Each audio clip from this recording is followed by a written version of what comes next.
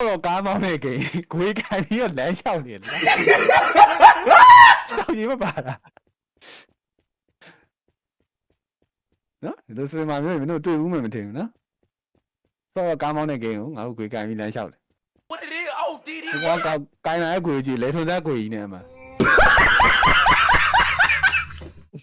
လေထွန်သက်ခွေးကြီးနဲ့တဲ့မဲ့ကောင်ရှိုးဟာရ